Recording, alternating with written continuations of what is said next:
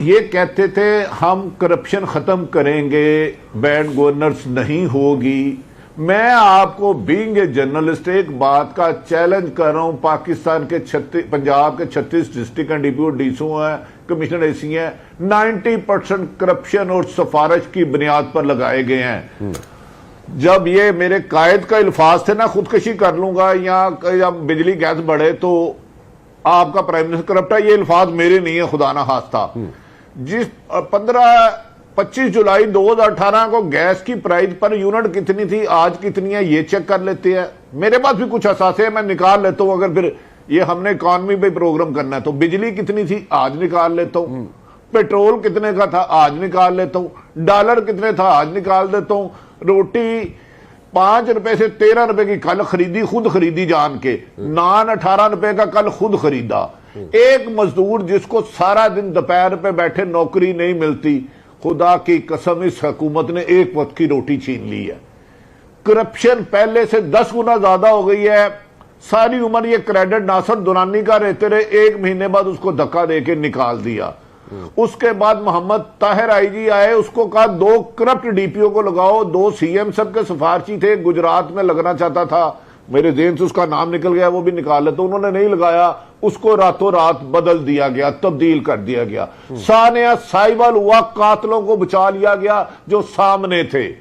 उसके बाद सीएम पंजाब के बारे में वजीर आला साहब के अगर कोई स्पोक्समैन है तो उन्हें लें कि उन्हें अहम अदारे ने कितनी रिपोर्टें भेजी, वो डस्टबिन में कहां गई, उनका भाई क्या करता है, उसमें क्या है। मैं नहीं कुछ इल्जाम लगा रहा, वो रिपोर्टें बता दे हमें।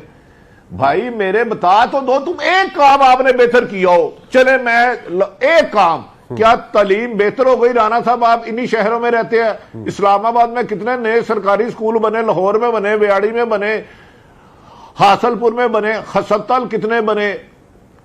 आपने लोगों को करप्शन के बगैर जीना आसान है। और यार अब तो मैं आपको कह रहा हूं, 2 वक्त का खाना नहीं, 1 वक्त का खाना नामुमकिन हो गया है, नामुमकिन हो गया है। हत्ते गुर्बत आपकी वजारत खजाना कहती है, मैं नहीं, ये भी नहीं के कर रहा है। 70% लोग 15,000 से कम इनकम पर जी रहे हैं। मुझे बता दें, उसके अगर 4 बच्चे हैं, 2 वो खुद है, 6 लोग हैं, 1 रोटी 12 रुपए की है।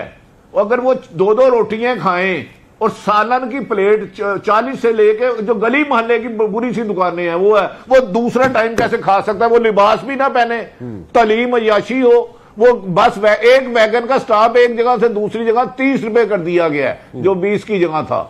तो भाई कौन सा इंसाफ, कहां रिलीफ?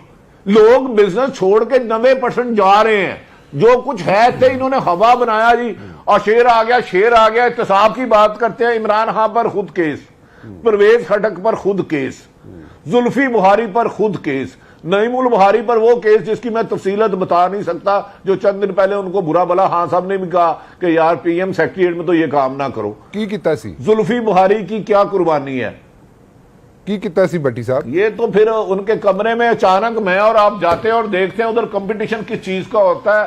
राणा साहब मैं आपको ईमानदारी से कह रहा हूं, मेरा ख्याल था कि इमरान खान कुछ डिलीवर करेंगे। जितना मायूस उन्होंने किया, उनकी टीम ने किया।